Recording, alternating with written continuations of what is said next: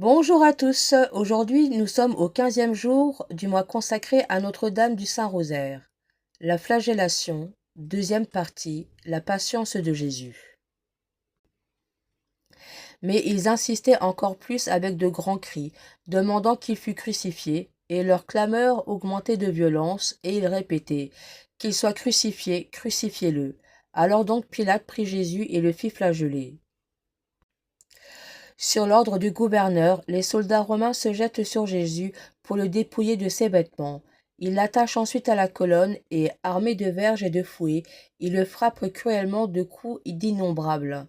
Bientôt, tout le corps de la divine victime est défiguré et couvert de plaies. Sa chair vole en lambeaux et son sang coule par torrents. Il est impossible d'exagérer la rigueur des souffrances qu'endure dans cette circonstance la chair virginale, si délicate et si sensible de l'homme-dieu. Et pour qui souffre-t-il ainsi? C'est pour nous. C'est afin d'expier les nombreux péchés qu'un cœur insoumis fait commettre à l'âme qui ne sait pas le dompter.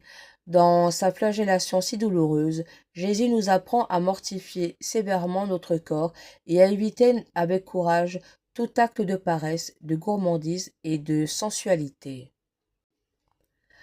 Voilà un exemple. Il y avait en Picardie un pauvre fou qui, dans ses actes de folie, se déchirait lui-même, et déchirait ceux qui l'entouraient. Ses parents et ses amis, émus de compassion, s'occupèrent de lui trouver un remède, et, à cet effet, ils eurent recours à Dieu et à la Sainte Vierge, les priant de le délivrer d'une si terrible maladie.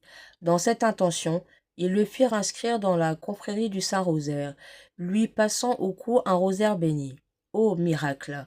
Au moment où ils lui remirent le rosaire, il se calma et demeura libre et doux comme un agneau.